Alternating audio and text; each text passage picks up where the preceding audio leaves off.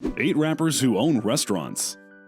While it's quite possible to make a fortune off of rap, many rappers are smart enough to know that their time in the spotlight may not last forever. As a result, many artists invest in a variety of businesses, following the blueprint laid out by moguls like Diddy and JayZ to boost their passive income well into the future. One of the most popular investments for rappers, it seems, is restaurants, ranging everywhere from expensive, fine dining establishments to cheap fast food joints. Many rappers have their hands in the food industry, and while some artists have managed to build a very lucrative empire based around multiple investments, others seem to struggle to keep even one business afloat. And while you probably won't catch your favorite artist strapping on an apron to whip up a dish in the kitchen of their own business, who knows? If you ever visit these restaurants, maybe you'll run into them enjoying their cuisine in the dining room. Before we get started, make sure you like the video and don't forget to subscribe to our channel.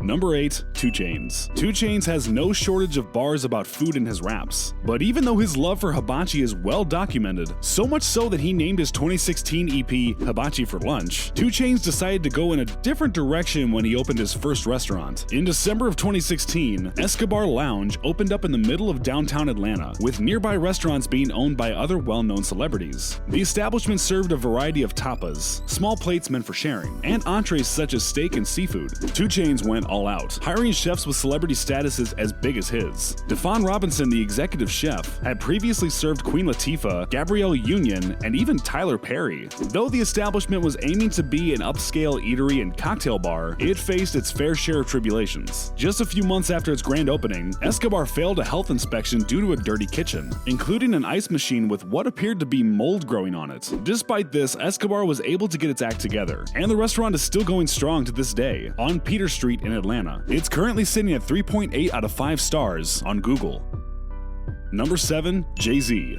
JayZ is probably the least surprising rapper on this list. After all, since he's become rap's first billionaire, it seems like Hove owns a piece of pretty much everything there is to own. But before he had $1 billion, Jay had a series of clubs named 4040. With the first location opening in 2003, JayZ went on to open a total of 5 locations over the next 11 years. 4040 has a strong sports theme. It's named after a hard-to-accomplish baseball achievement, 40 home runs and 40 stolen bases in one season. And each location is home to a host of rare sports memorabilia. Despite this, the club is not a sports bar and is considered an upscale lounge. Celebrity sightings are common, and the club boasts live performances in addition to its sport-filled TV screens. You've probably heard a couple rappers talk about this place in their songs. Though 2 locations, Atlantic City and Las Vegas, have since closed, the remaining clubs in Manhattan, Brooklyn, and Atlanta are still active today. Despite the club's high-scale ambiance and pricing, it currently holds only 3.5 out of 5 stars on TripAdvisor and 3 stars out of 5 on Yelp.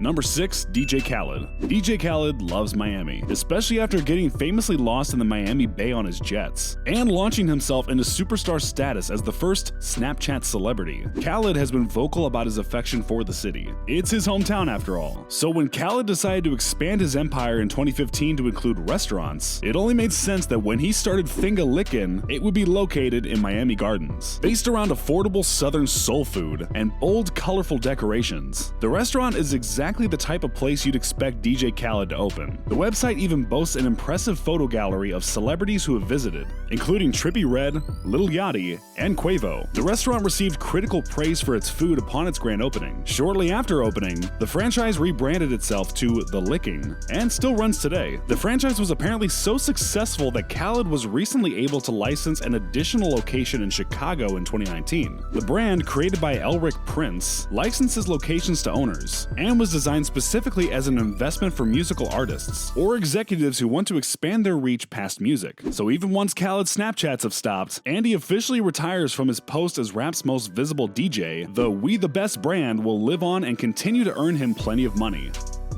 Number 5.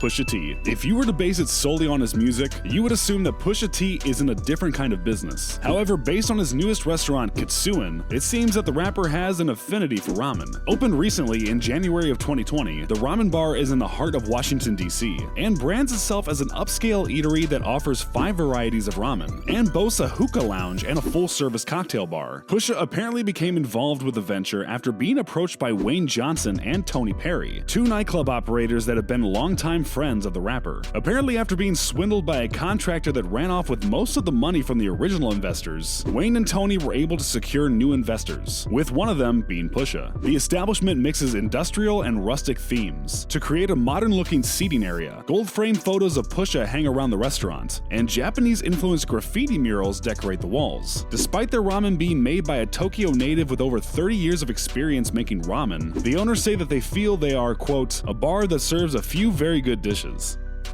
Number 4. Ludacris. Ludacris has always been vocal about his intense love for Atlanta, where he moved as a high schooler and remained for the majority of his life. So when he decided to open up a restaurant named Chicken and Beer, as an homage to the name of his 4th studio album, it only made sense that the establishment would be set up in Atlanta. Ludacris began to promote the restaurant years before it opened, as early as 2006. However, the establishment didn't actually open its doors until 2016, and when it finally did open, people were surprised to find that it was located in Atlanta's Hartsfield-Jackson International Airport. Luda, however, insisted that the airport location was something he had hoped to win the bid for, after the city of Atlanta announced a $3 billion airport concession package. The restaurant focuses on Southern hospitality-styled food and local craft beers, describing its ambiance as, quote, a cool vibe with bold wall art. Chicken Plus Beer is still running to this day and has been generally well received. It currently holds a 4.5-star rating out of 5 on TripAdvisor and a 4-star out of 5 on Yelp. Number 3. Drake. Drake is notorious for his love of luxury, and that spills over into food. Often name-dropping expensive meals and lavish restaurants in his music, the rapper decided to jump into the world of restaurant management in 2015, when he joined the forces of 2 other investors to open up a Frings restaurant in Toronto. The restaurant featured an elegant bar, grand lighting fixtures, and a bar serving a variety of cocktails and fine wines. Essentially, all the things you would expect Drake to want in his own eatery. Drake promoted the launch of Frings on Vine, and even appeared at the grand opening to greet his customers. However, his other investors have gone on record to claim that Drake's contributions to the establishment are a little more than its name, Frings, a term picked up by the rapper to honor Toronto's patois slang. Regardless of whether or not Drake was heavily involved in the restaurant, it seems that even his endorsement couldn't save Frings. After a little over 2 years of business, Frings shut down in June of 2018. The restaurant had faced some public turmoil, including a scandal in which it was revealed that servers were being given IOU slips rather than actual tips. Maybe Drizzy is better at ordering in restaurants than running them. Number 2. Soulja Boy. It's been years since Soulja Boy has been known for his music, and these days he's better known for a variety of bizarre, and usually failed, attempts to rebrand himself as an entrepreneur. While the most famous effort of the rapper was his off-brand and highly illegal game console, the Soulja game, he has also expanded into the sandwich business. In 2018, Soulja took to Instagram Live to reveal that he had purchased a Subway franchise. It's unclear exactly where the Subway is located, but like with many of his schemes, it seems that Soulja may not be putting his all into his career as a restaurateur. Just 1 month after he purchased the branch, the store was forced to close after the entire staff did not show up for work. Soulja seemed to be unaware of the labor complications until he actively arrived at the store, and took to Instagram yet again to express his frustrations with the store staff. Maybe someone should remind Soulja that he's the owner of the location, and actually has a say over whether or not his employees show up. He just has to show up first.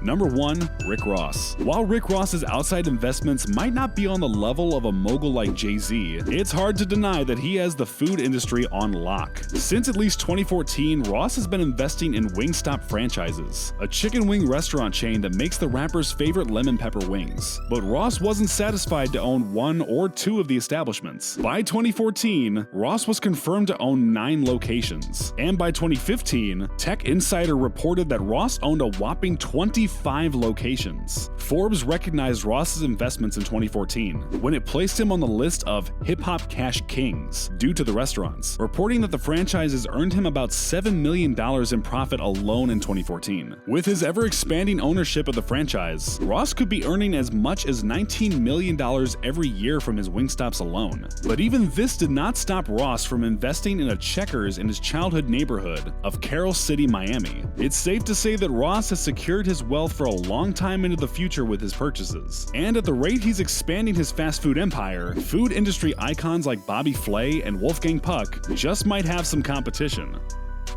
So have you guys visited any of these restaurants? If so, was it any good? Let me know in the comments section. And before you leave, don't forget to click the like button and subscribe.